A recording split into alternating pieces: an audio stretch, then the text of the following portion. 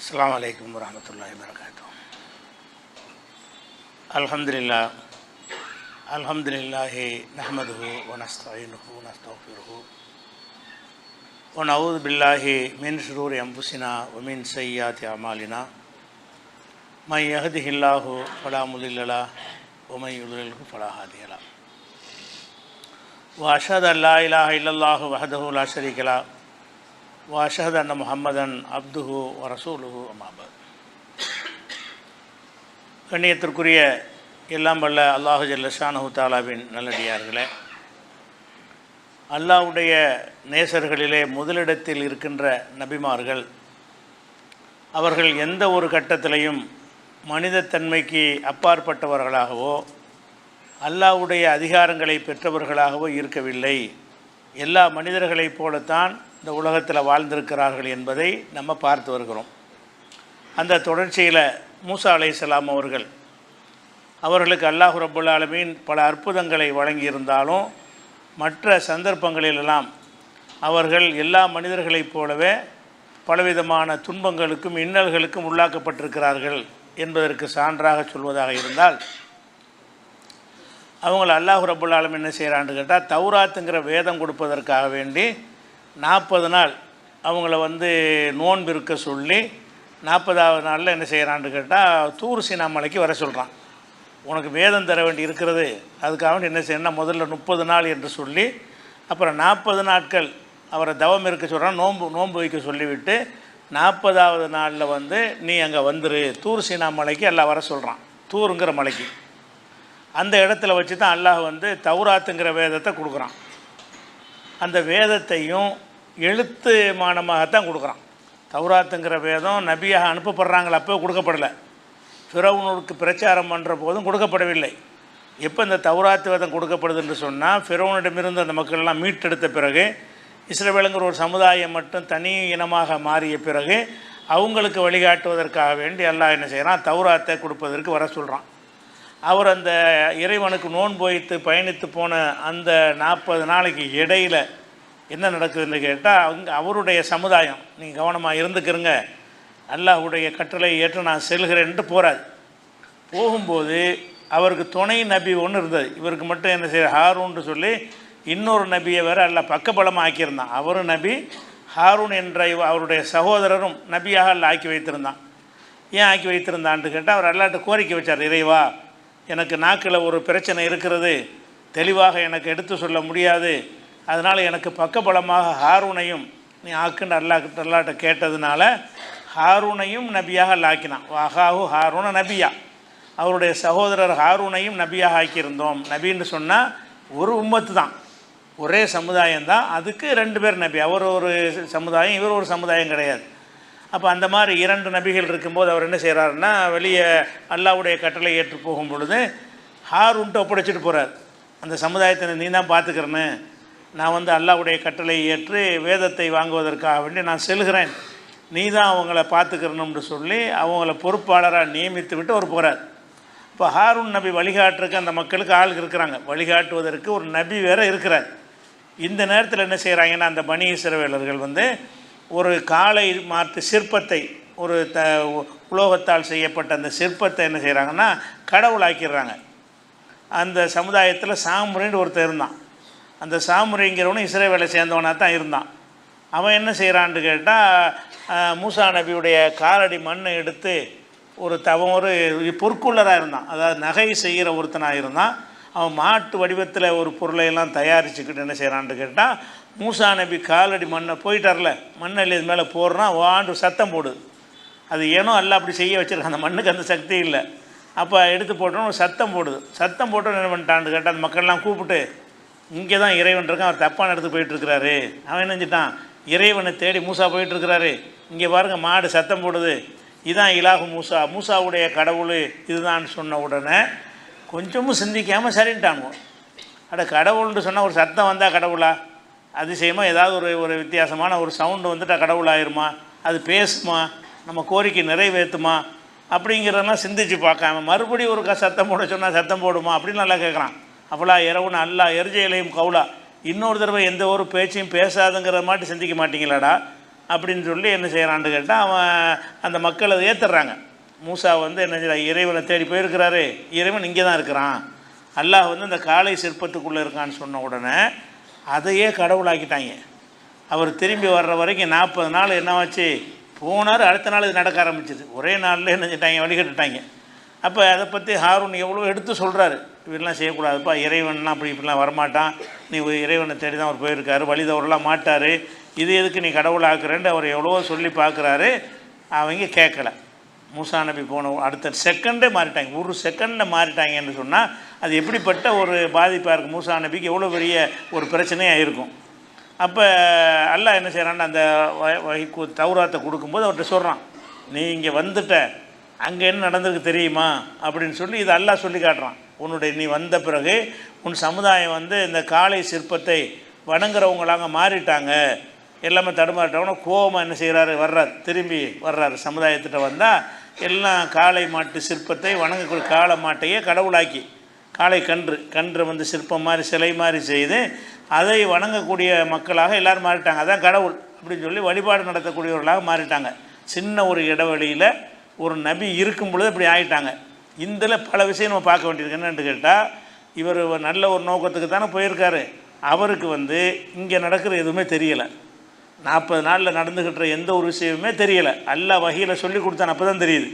நீ இங்கே வந்துட்ட, நல்ல நோக்கத்துக்கு அவனை வரவழைச்சிட்டேன், ஆனால் அங்கே உன்னுடைய சமுதாயம் வந்து கெட்டு போயிட்டாங்க, அவங்க வந்து சிலை வணக்கம் செய்யக்கூடியவங்களாக மாறிட்டாங்கன்னு அல்லாஹ் சொன்ன பிறகு தான் தெரிகிறது. வந்த உடனே அந்த சம்பவத்தை எல்லாம் சொல்லி காட்டுறான். 7வது சூறாவில் 150வது வசனத்தை சொல்லுகிறான். பலம்மா ரஜ மூசா இலா கோமி கல்பான் அசிபா. மூசா அவர்கள் கட்டும் கோபத்தோடவும் கவலையோடவும் என்ன செய்கிறாங்க, அவங்க சமுதாயத்தை நோக்கி திரும்பி வர்றாங்க. கோபம் வரும்ல, இந்த மாதிரி வழிகட்டாங்கன்னு கேட்ட உடனே கோவப்பட்டு வர்றாங்க. கால பேசுமா கலப்து பூனி மிம்பாதி, நான் போன பிறகு நீங்கள் செஞ்ச காரியம் மகா கெட்ட காரியமாக இருக்கிறது. அஜில்தும் அம்ர ரப்பிக்கும், உங்கள் இறைவனுடைய கட்டளையை நீங்கள் வந்து மீறி விட்டீர்களா, அல்லாஹ்வுடைய கட்டளையை மீறி நீங்கள் செஞ்ச இந்த செயல் வந்து சரியில்லை என்று சொல்லிவிட்டு வாழ்க்கல் அல்வாக, அந்த தௌராத் வேதத்தை அல்லாஹ் பலகைகளில் எழுதி கொடுத்துருக்குறான், அதை தூக்கி எறிகிறார் கோபத்தில். இந்த மாதிரி செஞ்சு இதை பார்த்த உடனே அவருக்கு வந்த கோபம், கையில் இருக்கிறது வேத புத்தகமாச்சுன்னு கூட அவருக்கு தெரியல, அப்படி எல்லாம் சொல்லிக்கிறான். வாழ்க்கல் அல்வாக, அந்த வேதம் எழுதப்பட்ட பலகைகளை தூக்கி வீசினார். வீசிட்டு என்ன செஞ்சார்னு கேட்டால், அவர் ஹாரூன் தானே இருக்கார், ஹாரூனுடைய தலையை பிடிச்சி என்ன செய்கிறாரு, இழுக்கிற ஹாரூன் தலைமுடி பிடிச்சி இழுத்து, என்ன உன்னை என்ன எப்படி நான் விட்டுட்டு போனேன், இவ்வளோ கெட்டு போயிருக்கிறாங்க, நீ என்ன செஞ்சுக்கிட்டு இருந்த அப்படின்னு ஹாரூனை வந்து கண்டிக்கிறார். ஹால் அப்படின்னா உண்மை இன்னல் கோம இஸ்தலாஃபூனி ஓ காது எக்துருனி. அவர் ஹாரூன் சொல்கிறாரு, இவங்க என்னை உன்னைய மாதிரி வந்து மதிக்கிறார்களா, இல்லை என்னை ரொம்ப அற்பமாக கருதுறாங்க, நான் எவ்வளோ சொல்லி பார்த்தாலும் போய் வேலையை பார்த்துக்கிட்டுங்கிறாங்க. இவர் நபி தான், ஆனால் மூசா நபியை கொடுத்த ஒரு மரியாதை இவங்க ஹாரூனுக்கு கொடுக்கல, சொல்லி காட்டுறாரு. இன்னல் கோம இஸ்தலாஃபூனி, என் சமுதாயத்தில் உள்ளவர்கள் வந்து என்னை ரொம்ப அற்பமாக சீப்பாக கருதுகிறாங்க. இப்போ காது எக்துலுனி, என்னை கொல்ல முயற்சிட்டாங்க, நான் வந்து இதை தப்புன்னு சொன்னால் என்னையே கொலை செய்யும் அளவுக்கு அவர்கள் நினைச்சிட்டாங்க, வந்துட்டாங்க. அதனால தான் நான் வந்து தடுக்க முடியலைன்னா சொல்ல கேட்டால் தானே முடியும், நான் சொல்ல போனால் என்னை கொலை செய்ய முயற்சிக்கிறார்கள், அப்படிங்கிறதுனால தான் என்னால் அதை தடுக்க முடியலை. பல துஷ்மித் பியல் ஆதா, எதிரிகளுக்கு ஒரு சந்தோஷத்தை என்னை வைத்து நீ சந்தோஷத்தை கொடுத்துடாத, என்னை போட்டு நீ வந்து தடையை பிடிச்சி இழுத்தன்னு சொன்னால் அவங்களுக்கு சந்தோஷமாக இருக்கும். நமக்கு நமக்கு வேண்டப்பட்ட ஒரு ஆளை வந்து அடிக்கிறாங்கன்னா நமக்கு சந்தோஷம் வரும்ல, எதிரி அடிக்கிறாங்கன்னா. அந்த மாதிரி என்ன செய்கிறாருன்னு கேட்டால், அவங்களுக்கு ஒரு கேலி பொருளை என்னை ஆக்கிறாத அப்படின்னு மூசா நபிகிட்ட அவர் சொல்லிவிட்டு அவர் அதுக்கு சமாதானம் சொல்கிறார். அப்போ இதெல்லாம் என்னென்னு கேட்டு 7வது சூறாவில் 150வது வசனத்தில் இருக்குது. அப்போ ஹாரூன் வந்து இவர் சொன்னதுங்கிறது தெரியலை, ஹாரூன் தான் இது காரணமாக இருப்பார், அவர் மேலே கோவப்படுறாரு. மூசா நபியாக இருந்தாலும் பல விஷயங்கள் அவருக்கு தெரியவே இல்லை. அதுபோக இவ்வளோ ஆழமாக நபியின் மூலமாக அஸ்திவாரம் போடப்பட்டு வளர்த்த ஒரு சமுதாயம் ஒரு செகண்டில் மாறினா அவர் எவ்வளோ பெரிய மன உளைச்சலுக்கு ஆளாவார். நபிக்கு வந்து ஒரே ஒரு ஆள் போயிட்டா கூட ரொம்ப கவலைப்படுவாங்க. ஒருத்தர் இஸ்லாத்துக்கு வரலைங்கிற ரசூல்லா பற்றி எல்லாம் சொல்கிறான், அல்லக்க பாஹி உன் நப்சக்க அல் ஆசாரிஹிம் இல்லம் யூமினு பி ஹாதல் ஹதீஸ் அசஃபா, இந்த மார்க்கத்தை அவர்கள் ஏற்றுக்கொள்ளவில்லை என்பதற்காக வேண்டி உன்னை நீ அழித்து கொள்ள பார்க்குறாயே அப்படின்னு ரசூல்லா பார்த்து எல்லாம் கேட்குறான். இஸ்லாத்துக்கு ஒருத்தன் வரலைன்னா கவலைப்படுறாங்க. ரசூல் அவன் வர மாட்டேங்கிறானே, இவன் வர மாட்டேங்கிறானே, இவ்வளோ பேருக்கு சொல்கிறான் வரலையே, அவ்வளோ பேருக்கு சொல்கிறான் வரலையேன்னு சொல்லி ஒருத்தர் வரவில்லை என்று சொன்னால் அது பெரிய கவலையை ரசூல் ஸல்லல்லாஹு அலைஹி வஸல்லம் ஏற்படுத்துன்னு உன்னை நீ அழித்து கொள்ள பார்க்குறாய். அந்த கவலை எந்த அளவுக்கு இருந்துச்சுங்கிறான், நீ வந்து சொன்னதை அந்த மக்கள் கேட்கலைங்கிறதுக்காக நீ கவலைப்பட்டு ஒன்றையும் அழிச்சிக்கிறாத அப்படிங்கிற அளவுக்கு கடும் கவலைப்படுறாங்க. அப்போ மூசா நபிக்கு எவ்வளோ பெரிய கவலை இருக்குதுல. வந்தவங்க பூரா கம்ப்ளீட்டாக போயிட்டாங்க. அவர் ஒரு ஆளை தவிர, ஹாரூனை தவிர, அவர் நபிங்கிறதுனால அவர் போக மாட்டார். பாக்கி எல்லோரும் நினைஞ்சிட்டாங்கன்னு கேட்டால் அந்த சிலை வணக்கம் செய்யக்கூடியவர்களாக மாறி போயிட்டாங்கன்னா, முஸ்லீமாக ஆகிவிட்டு முர்த்ததாக மாறினால் அது எவ்வளோ பெரிய ஒரு பாதிப்பை அவருக்கு மன ரீதியாக ஏற்படுத்தும். அந்த மாதிரி தான் இருந்தார்கள் மனிதர்கள் முறையில். அவங்களுடைய சமுதாயத்தினாலே பலவித துன்பங்களுக்கு ஆளானார்கள் என்பதை பார்க்குறோம். இதே மாதிரி இதே விஷயத்தை அல்லாஹ் 20வது சூறாவில் 86வது வசனத்திலையும் எல்லாம் சொல்லி காட்டுகிறான்.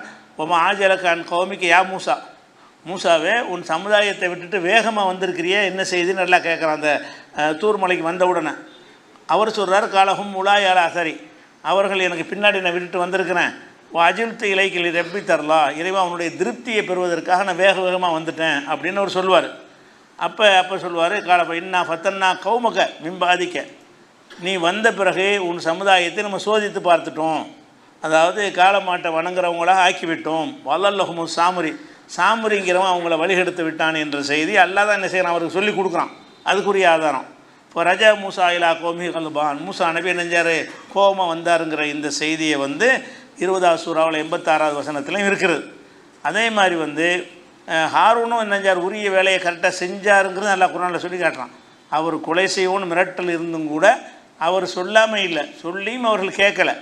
அது அல்லாஹ் சொல்லி காட்டுறான். வழக்கது காலலகும் ஹாரூனும் மின் கபுலு, அதற்கு முன்னர் ஹாரூன் அந்த மக்களுக்கு சொல்லி இருந்தார், யா கோமி இன்னமா ஃபுதின்து பிஹி, மக்களே இந்த காலை சிற்பத்தின் மூலமாக நீங்கள் சோதிக்கப்படுறீங்க. அல்லாஹ் டெஸ்ட் பண்ணுறதுக்காக வேண்டி இப்படி ஒரு சத்தத்தை வர வச்சு எத்தனை பேர் நீங்கள் இஸ்லாத்தில் இருக்கிறீங்க, எத்தனை பேர் போகிறீங்கன்னு கண்டுபிடிக்கிறதுக்காக வேண்டி உங்களை அல்லாஹ் சோதித்து பார்க்குறான்.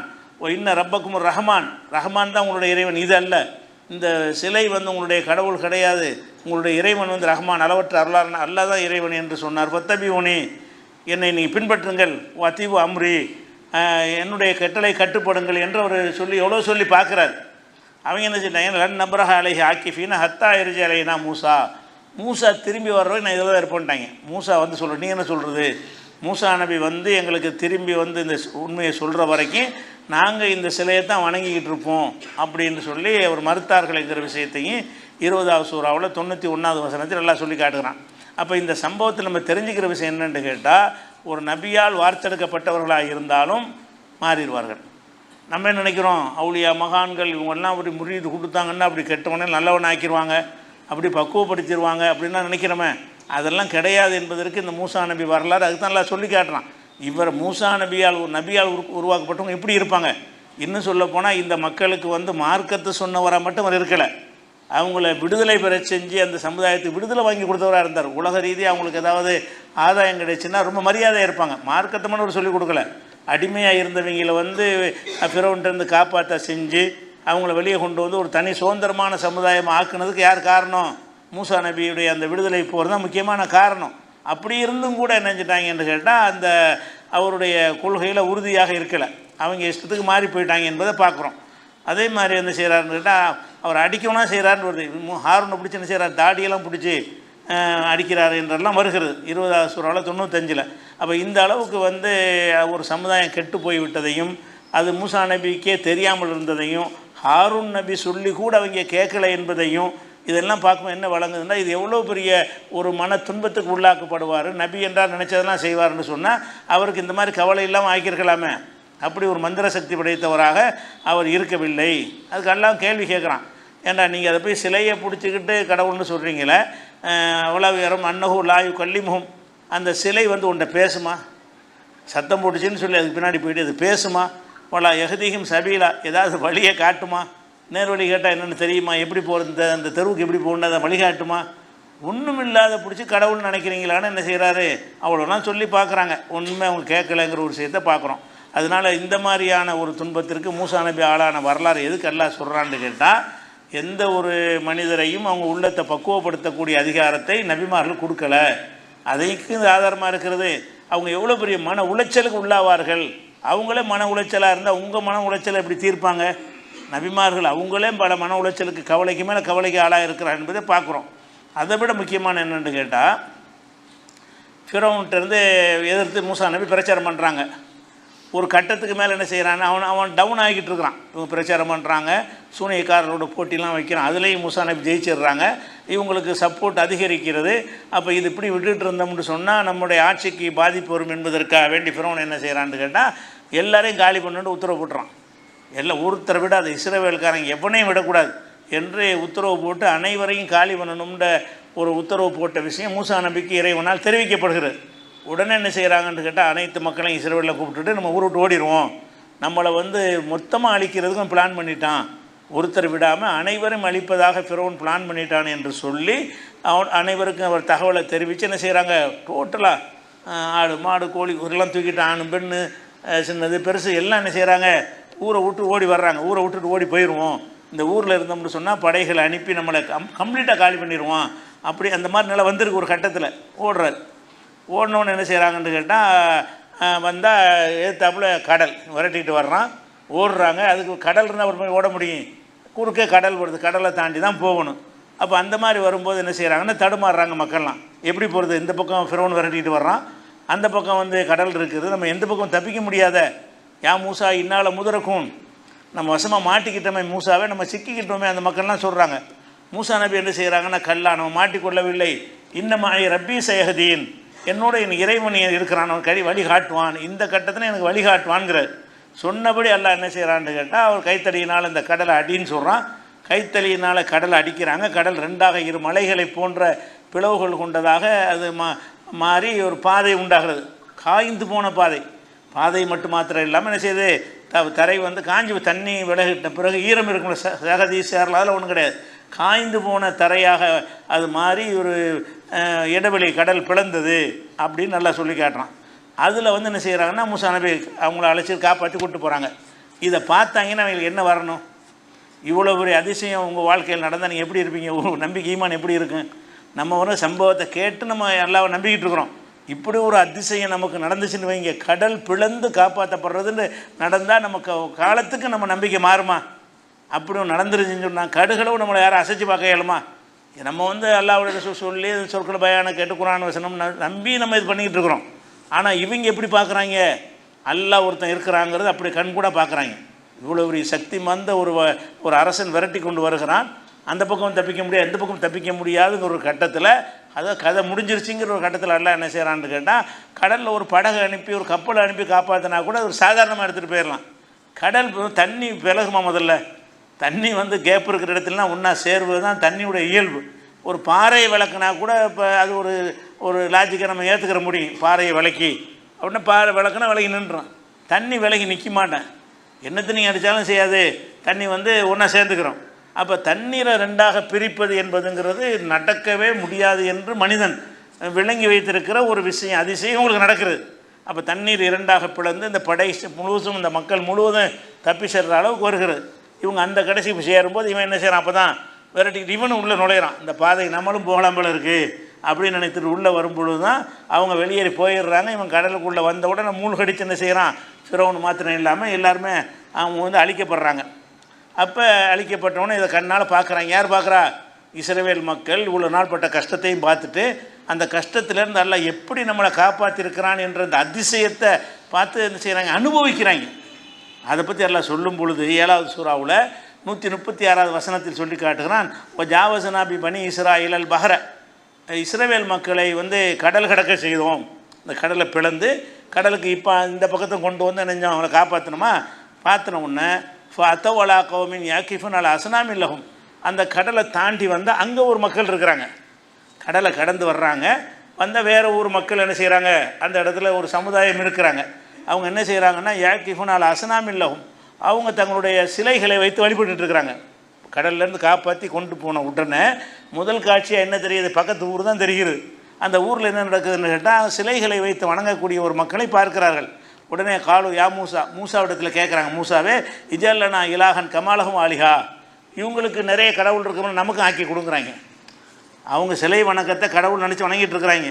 மூசாட்ட கேட்குறாங்க, அவங்களுக்கும் ரொம்ப கடவுள், நமக்கு மட்டும் ஒன்றா, நமக்கும் ஆக்கி கொடு, அவர்களுக்கு இருப்பதை போல் எங்களுக்கு இந்த மாதிரி கொஞ்சம் சிலைகளை உண்டாக்கி கொடு, எங்களுக்கும் சில கடவுளை உண்டாக்கி கொடுன்னு சொல்லி அவங்க கேட்குறாங்க.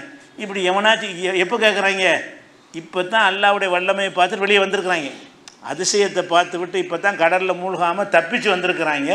எதிரி அழிக்கப்பட்டதை பார்க்குறாங்க. ஒரு இறைவன் தான் இருக்கிறான் என்பதை உறுதிப்பட அறிந்து கொண்டு அடுத்த செகண்ட் என்ன செய்கிறாங்க என்று கேட்டால், இது மாதிரி எங்களுக்கு வேணுங்கிறாங்க. அவர்கள் பல சிலை வணக்கத்தை பார்த்துட்டு அவங்களுக்கு மட்டும் ரொம்ப அங்கனவுன்னு நிறைய வச்சுட்டு இருக்கிறாங்க. நமக்கு மட்டும் ஒரே ஒரு அல்லா மட்டும்தானா? ஒரே ஒரு அல்லா போதுங்கிறது எல்லாம் காட்டிட்டான்ல. காட்டுனதுக்கு பிறகு இதை கேட்குறாங்க. இப்போ தான் கடந்த உடனே நடக்குது. அப்படி தான் எல்லாம் சொல்கிறான். கடலை கடந்த உடனே நடந்த சம்பவம் என்னன்னு கேட்டால், எங்களுக்கு நிறைய கடவுள் உண்டாக எப்போனாச்சும் கேட்பானா? உலகத்தில் எந்த ஒரு சமுதாயத்துக்காவது இப்படி ஒரு அதிசயம் நிகழ்ந்திருக்குமே. ஆனால் அவன் அடுத்த நிமிஷம் என்ன செய்வான்? ஒரு இறை கொள்கையில் உறுதியாவானே தவிர ஒரு இறை கொள்கைக்கு மாற்றமான நம்பிக்கை உனக்கு வரவே வர்றதுக்கு எந்த ஒரு லாஜிக்குமே இல்லை. இவங்களுக்கு வந்துச்சு. அப்போ அவர் கேட்டால், இன்னக்கும் கவுமுன் தஜ்ஹலூன், சரியான மடப்பயிர்களாக இருக்கிற என்னடா அப்படி கேட்குறாரு மூசா நபி. சரியான மடையர்களாக இருக்கிறீர்களா, என்னடா கேட்குறீங்க? இது எதுக்கு இந்த வார்த்தையில் அடங்கிறது? ஏன் மடையருங்கிறாரு? இப்போ தான் ஒரு இறைவன்கிறது அதில் உங்களுக்கு காட்டியிருக்கிறான். உங்கள் கண்ணால் பார்த்துருக்குறீங்க, அறிவுக்குன்னு உணர்ந்துருக்கிறீங்க. இப்போ வந்துக்கிட்டு இதே மாதிரி நிறைய வேணும்னா நீங்கள் மடையன் தானே, மடக்கூட்டமாக இருக்கிறீர்கள்னு அவர் கண்டிக்கிற விஷயத்தை பார்க்குறோம் 7:136. இது என்ன மாதிரியான ஒரு நிலையை மூசா நபிக்கு ஏற்படுத்தும்?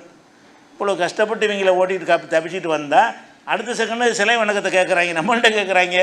இப்போ நம்மள்கிட்ட கேட்குறாங்கன்னா அது எவ்வளோ பெரிய பாதிப்பு, எவ்வளோ பெரிய மன உளைச்சல், ஒரு சங்கடத்தை ஏற்படுத்தும். அப்படி தான் எல்லாம் ஆக்கி வச்சுருந்தான். அந்த மனிதர்கள் சந்திக்கிற அனைத்து பிரச்சனைகளையும் அனைத்து பிரச்சனைகள் அதோட தாண்டிய பிரச்சனைகளை சந்தித்தார்கள். இது தான் ரசூல்லாவும் சொல்லி காட்டுறாங்க. எப்படி காட்டுறாங்க? ரசூல்லா காலத்தில் இப்படி நடந்துச்சு. ஆனால் ரசூல்லா காலத்தில் உள்ள மக்கள் இப்படி ஒரு அதிசயத்தை அனுபவிக்காமல் நடக்குது. இப்போ மக்கா வெற்றிக்கு பிறகு என்ன செய்கிறாங்கன்னா, ரசூல்லா ஹுனைன் போருக்கு போகிறாங்க. மக்காவுடைய வெற்றி அடைஞ்ச பிறகு அதே பிரயாணத்தில் தான் ஹுனைன் போர் நடக்குது. மக்காவை ஜெயித்த பிறகு அங்கிருந்து என்ன செய்கிறாங்க, அடுத்து ஹுனைன்கிற பகுதிக்கு படை திரட்டிட்டு போய்கிட்டு இருக்கிற வழியில் இதே மாதிரி ஒரு மரத்தை வச்சு மக்கள்லாம் வழிபட்டு இருக்கிற காட்சியை பார்க்குறாங்க. தாத் வன்வாத்துங்கிற பேர் ஒரு மரம் இருக்கிறது. அந்த மரத்தில் வாழை வீட்டி எல்லாத்தையும் கட்டி தொங்க விட்ருவாங்க, அது நோக்கம் நிறைவேறுவதற்காக வேண்டி. அந்த மாதிரியான ஒரு மரத்தை எல்லோரும் பார்க்குறாங்க. பார்த்தோன்னு ரசூல்லாட்ட கேட்குறாங்க, அல்லாஹ்வுடைய தூதரை, அந்த இவங்களுக்கு மட்டும் மரம் நமக்கு ஒன்று இருந்தால் நல்லா இருக்குமாங்கிறாங்க. பிரயாணம் பண்ணி போய்கிட்டு இருக்கும்போது என்ன கேட்குறாங்க, அவர்களுக்கு மட்டும் வழிபாட்டுறதுக்கு ஒரு மரம் வச்சுக்கிட்டு இருக்கிறாங்க, நமக்கு ஒன்று இருந்தால் நல்லா இருக்குமே அப்படின்னு ரசூல்லாட்டே கேட்டார்கள். அப்போ ரசூல்லா என்ன கேட்டாங்கன்னா, அது டிட்டோ அப்படியே மூசா அனுப்பிட்ட அவங்க கேட்ட மாதிரி இருக்குங்கிறாங்க. நீங்கள் என்ன மாதிரி கேள்வி கேட்குறீங்க? மூசா நபி இடத்தில் அவருடைய சமுதாயத்தவர் என்ன கேட்டார்களோ அதையே கேட்குறீர்கள். இந்த வசனத்தை ஓதி காட்டுறாங்க. எங்களுக்கு அதை அவர்களுக்கு இருப்பது போல கடவுளை உண்டாக்கித்தா என்று கேட்டார்களே, அதே மாதிரி கேட்குறீர்கள்ல. தர்க்கப்புன்னு சொன்ன மண்கான கவுலகும், உங்களுக்கு முன் சென்ற சமுதாயத்தினுடைய வழிமுறை ஜானுக்கு ஜான் பின்பற்றுவீர்கள். அவன் சொன்னால் அப்படி சொல்கிறீங்க. நீங்கள் என்ன செய்வீங்கன்னா, அவன் என்னென்னா செஞ்சானோ அதையெல்லாம் ஜானுக்கு ஜான் முளத்துக்கு மூலம் நீங்கள் பின்பற்றுவீர்கள் அப்படின்னு சொல்லிவிட்டு இதை சொல்லி காட்டுறாங்க. உங்களுடைய கேள்வி என்ன மாதிரி இருக்குது என்று கேட்டால், மூசா நபி இடத்தில் அந்த சமுதாயம் கேட்டார்களே அந்த மாதிரி இருக்குது என்று சொல்கிறாங்க. அப்படி சொன்னாலும் மூசா நபியுடைய சமுதாயம் கேட்டதுக்கு ஒன்றும் சமம் கிடையாது. மூசா நபி சமுதாயம் அல்லாஹ்வுடைய வல்லமையை பார்த்துட்டு கேட்டாங்க. இவங்க பார்க்காம நம்பிக்கை கொண்டவங்க. இவங்க என்ன செஞ்சாங்க, மக்கா முஸ்லீம்கள் எல்லாம் அல்லாஹ்வுடைய இப்படி எந்த ஒரு அதிசயத்தையாவது பார்த்தாங்களா? ரசூலை மட்டும் பார்த்தாங்களே தவிர அவங்க எந்த ஒரு இந்த மாதிரியான அல்லாஹ்வுடைய வல்லமையை காட்டக்கூடிய ஒரு அதிசய நிகழ்வு ஒன்றையும் என்ன செய்யலை, பார்க்கலை. ஆனாலும் என்ன செய்கிறாங்கன்னா, இது அதோட கம்பேர் பண்ணால் இது சின்னது தான். அவங்க செஞ்சதோட கம்பேர் பண்ணால் இது சின்னது. ஆனால் இதுவும் செய்யக்கூடாதுல்ல. இவங்க இன்னொரு அதிசயத்தை பார்த்துருக்குறாங்கல்ல. எந்த ஊரில் விரட்டி அடித்தாலும் அந்த ஊரை இப்போ தான் ஜெயிச்சிருக்காங்க மக்காவை. ஒரு சொட்டு ரத்தம் சிந்தாமல், கத்தி எடுக்காமல், ஊரே சரணடைஞ்சு போய் கைப்பற்றி அதை ஊர் ஜெயிக்கிறேன். அது ஒரு அற்புதம் தானே. இது கடல்லேருந்து மூசாவை காப்பாற்றின அற்புதம் மாதிரி தான் இது. வேறு வகையான ஒரு அதிசயத்தை நல்லா காப்பாற்றுறான். விரட்டி விட்ட ஆட்கள் என்ன செய்கிறாங்க, திரும்ப மக்காவை ஜெயிக்கிறாங்க. எந்த யுத்தமும் நடக்கவே இல்லை. மக்காவுக்கு படையெடுத்து ரசூல்லா வந்தாங்களே, போரா நடந்துச்சு. அவன் கதவை சத்துக்குள்ள உட்காந்துட்டானுங்க. மக்காவுக்கு ரசூல்லா வந்தவொன்னே என்ன செய்யலை, யார் அவர் வீட்டுக்குள்ளே யாரெல்லாம் இருந்துகிறீர்களோ அவர்களுக்கெல்லாம் அடைக்கணும், ஒன்றும் செய்ய மாட்டோம் அப்படின்னு ஒரு அறிவிப்பு கொடுக்குறாங்க. அனைவரும் கதவை சாத்திட்டு உள்ளே உட்காந்துட்டாங்க. இவங்களா போனாங்க, இவங்களா காப்பாவுக்கு போனாங்க, கைப்பற்றினாங்க, தொழுவுனாங்க, சிலைகள்லாம் அதோட தள்ளினாங்க. அந்த மாதிரி எல்லாம் ஒரு வெற்றியை கொடுத்தான். அதுவே ஒரு விதமான வெற்றி தானே. மூசா நபிக்கு கொடுத்த மாதிரியான ஒரு வெற்றியை தான் எல்லாம் கொடுத்துருக்கோம். அதை பார்த்துருக்குறாங்க. அப்படி எல்லாம் நினச்சா இப்படியெல்லாம் செய்வானேன்னு நினைக்கக்கூடியவர்கள் மரம் கேட்குறாங்க. அதே மாதிரி எங்களுக்கும் தாங்கன்னு கேட்குறாங்க. அவர்களுக்கு மரம் இருப்பதை போல் எங்களுக்கு வேணுமென்று கேட்குறார்கள் என்று பார்க்குறோம். அப்போ இதே மாதிரியான ஒரு விஷயத்தை தான் மூசா நபியுடைய காலத்தில் அந்த சமுதாயம் அவருக்கு துன்பம் பண்ண காசி பார்க்குறோம். அதே மாதிரி அல்லாஹ் என்ன செய்கிறான்னா, இவங்களுக்கு ஒரு புனித பூமியை வாக்களிக்கிறான் மூசா நபி காலத்தில். இந்த புனித பூமினா ஜெருசலம். இந்த ஜெருசலத்தை நீங்கள் என்ன செய்யுங்க, உங்களுக்கு எல்லாம் வாக்களித்துக்கிறான், வாங்க நம்ம போவோம் அப்படின்ட்டு மூசா நபி கூப்பிட்றாங்க. ஆனால் ஜெருசலம்ங்கிற அந்த ஊர் காலியாக இருக்கலை. அங்கே ஒரு கூட்டம் வந்து ஆதிக்கம் செலுத்திக்கிட்டு இருக்குது. வெறுமனே உள்ள பொட்டல் வழி கிடையாது, அது ஒரு ஊராக இருக்கிறது. அங்கே ஒரு சில மக்கள் இருக்கிறாங்க. அல்லாஹ் என்ன சொல்கிறான்னு கேட்டால், இது வந்து நமக்கு நல்லா வாக்களிச்சுட்டான், நம்ம உள்ளே போய் ஜெயிச்சிடலாம், அவங்கள வாங்க போகொண்டு கூட என்ன செய்கிறாங்கன்னு கேட்டால், காலு அவங்கெல்லாம் சொல்கிறாங்க, இன்னால் அன்னது குலஹா அபதா மாதாமு ஃபீஹா. அவங்க வந்து அங்கே உள்ள மக்கள் இருக்கிறாங்க, வலிமையான ஆளுக்கு இருக்கிறாங்க, அவங்க இருக்கிற வரைக்கும் நாங்கள் வரமாட்டோம். ஃபதுஹப் அந்த ரப்புக்கு காத்திலா, நீனும் உன்னுடைய இறைவனும் போய் சண்டை போடுங்க. இன்னா ஹாகுனா காயுதும், நாங்கள் இங்கேயே இருக்கிறோம், ஜெயிச்சுட்டு வாங்க, நான் உள்ளே வர்றோங்கிறாங்க. நீனும் அல்லாவும் போய் என்ன செய்யுங்க, அந்த ஜெருசலத்தில் உள்ள எதிரிகளை அழிச்சு விட்டு காலி பண்ணிட்டோம் அப்படின்னு சொல்லுங்க, நாங்கள் வர்றோம். எப்படிப்பட்டவங்களா இருக்காங்கன்னு பாருங்கள். அப்போ மூசா நபி அவங்களுக்கு ஒரு நன்மை தரக்கூடிய ஒரு விஷயத்துக்கு அழைக்கிறாங்க. அழைக்கும் போது கூட ஒத்துழைக்க மாட்டேன்ட்டாங்க. அல்லாஹ் நினச்சா கண்டிப்பாக வெற்றியை தருவான், அந்த கடலை பிளந்து காப்பாற்றின இறைவன் இதுக்கு வாக்களித்திருக்கும்போது வெற்றியை தரமாட்டான்னு நம்பணுமா இல்லையா? ஒன்றுமா அதுக்கு நம்ப மாட்டேங்கிறாங்க. நம்பாமல் என்ன செய்கிறாங்க, இதுக அந்த ரப்புக்கு காத்திலா இன்னா ஹாகுனா காயுதும், நாங்கள் இங்கேயே இருக்கிறோம், நீனும் இறைவனும் போய் சண்டை போடுங்கிறாங்க. மூசா நபி சொல்கிறாங்க, ரப்பி இன்னி லா முலிக்கு இல்லா நப்சி வாஹி, இறைவா எனக்கு என்னையும் என் சகோதரத்தை யாருமே இல்லை, அம்புட்டு பேர் சொன்னாங்கன்றதெல்லாம் சொல்லி காட்டுறோம். மூசா நபி அல்லாட்ட முறையிறார், யாரெல்லாம் போருக்கு வந்தால் நானும் ஹாரூன் தான் போகணும், வேறு யாரும் என்கிட்ட இல்லை. என்ன பண்ண அர்த்தம், ஒட்டு மொத்தமாக ஏற்றுருக்குறாங்க. ஒட்டு மொத்தமாக அந்த சமுதாயத்துக்கு ஒரு 10 பேர் 50 பேர் கூட என்ன செய்யலை, முன் வரல, இவரை தனிமையில் விட்டுட்டாங்க. அந்த மாதிரி ஃபஃபருக்கு பையனா பையனில் கோமின் ஃபாசிக்கேன், யாரெல்லாம் எங்களுக்கு இந்த கெட்ட கூட்டத்துக்கு மத்தியில் ஒரு நல்ல ஒரு ஃபைசல் பண்ணுன்னு அவங்க கேட்டாங்கன்னு வருகிறது. அப்போ இவ்வளோ பெரிய அதிசயங்களை பார்த்து விட்டு இன்னொரு கடவுள் தாண்டு கேட்குறாங்க, வாங்கடா அங்கே போய் உங்கள் புனித பூமிக்கு போவோம்னு சொன்னால் நீ போய் சண்டை பிடிச்சிட்டு வெளியேற்று நான் அப்புறமேல் வர்றோங்கிறாங்க. அப்போ இந்த மாதிரியான ஒரு இதெல்லாம் எப்படிப்பட்டதாக இருக்கும். மூசா அந்த தலைவருங்கிற பொருள் அவர் நினச்சி பார்த்தா என்ன நினைப்பார், என்னடா இது, இவங்களை நம்பி தானே வந்தோம், நான் போய் சண்டை போட வரணும், தனியாக சண்டை போட ஏழுமா, இந்த மக்களை வச்சு தானே சண்டை போடணும், இப்படி காலை வர்றாங்களேன்னு சொல்லி எவ்வளோ வேதனைப்பட்டிருப்பார். அப்போ இதுதான் மூசா நபியுடைய வரலாறில் விளங்கக்கூடிய விஷயம் என்னென்னு கேட்டால், நம்ம பட்ட மாதிரி மனிதர்கள் பட்ட மாதிரியான எல்லா கஷ்டத்தையும் மன உளைச்சலுக்கும் தான் ஆளாக இருக்கிறார்கள் என்பதை பார்க்குறோம். இது குறித்து மேலும் சில விவரங்களை இன்ஷா அல்லாஹ் அடுத்தடுத்த வாரத்தை பார்க்கலாம்.